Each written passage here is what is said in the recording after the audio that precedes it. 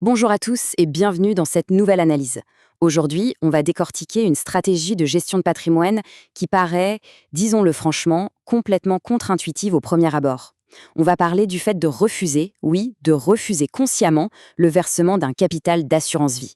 Tourner le dos à une grosse somme d'argent, ce n'est pas vraiment un réflexe naturel, on est d'accord, mais c'est exactement la mécanique que l'on va comprendre ensemble. Bon, entrons directement dans le vif du sujet. Le grand paradoxe ici, la question qui brûle les lèvres, c'est pourquoi? Pourquoi est-ce qu'un bénéficiaire désigné refuserait volontairement une telle manne financière? L'instinct de base, c'est évidemment de tout accepter.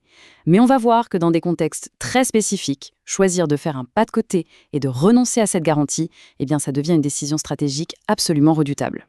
En fait, tout s'éclaire quand on observe la configuration familiale. Imaginons un bénéficiaire principal qui a déjà une situation patrimoniale, on va dire, très confortable. Il n'a littéralement pas besoin de cet argent pour vivre au quotidien. S'il renonce, il permet à ce capital de faire un bond direct vers la génération suivante ou vers d'autres proches du même niveau. C'est d'une efficacité incroyable. Ces nouveaux bénéficiaires profitent immédiatement d'un argent qu'ils auraient normalement dû attendre pendant des années, peut-être jusqu'à une future succession ou même une donation. Ce qui nous amène naturellement à une question super intéressante.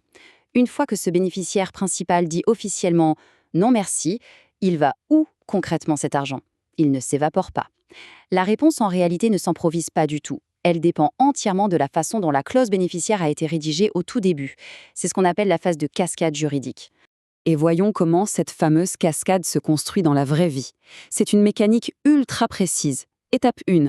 Si le contrat prévoit un mécanisme de représentation et que la personne qui renonce a des enfants, hop, l'argent est partagé à parts égales entre ses propres descendants. Si on n'a pas ça, étape 2, on regarde la clause d'accroissement. Là, les fonds vont aller grossir la part des autres bénéficiaires du même rang.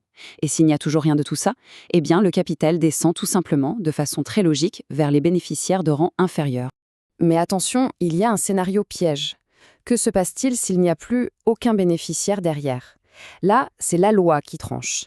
L'article L 132-11 du Code des assurances est très clair sur ce point, je cite, « Lorsque l'assurance en cas de décès a été conclue sans désignation d'un bénéficiaire, le capital ou la rente garantie font partie du patrimoine ou de la succession du contractant. » En d'autres termes, ce n'est plus du tout traité comme une assurance vie, l'argent retombe bêtement dans la succession classique. Alors le point absolument crucial de toute cette stratégie, c'est la prudence fiscale. En temps normal, la renonciation est ce qu'on appelle un simple acte abdicatif. On se retire purement et simplement du jeu, c'est la méthode sûre. Les impôts vont alors calculer les droits en regardant directement le lien entre le défunt et le nouveau bénéficiaire. Mais il faut vraiment fuir le piège de l'intention libérale. Si en renonçant on précise « je refuse pour que ça aille à telle personne en particulier », aïe, l'administration fiscale considère que c'est le renonçant qui fait un cadeau, ça se transforme immédiatement en donation avec toutes les lourdes taxes qui vont avec. Bref, on l'aura compris, la rédaction millimétrée de la clause bénéficiaire, c'est véritablement le secret de toute cette mécanique.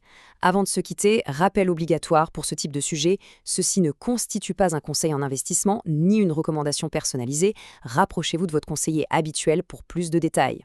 Au final, refuser d'encaisser une fortune, c'est peut-être, paradoxalement, la décision financière la plus brillante qu'on puisse prendre pour transmettre intelligemment son patrimoine. Fascinant, non ?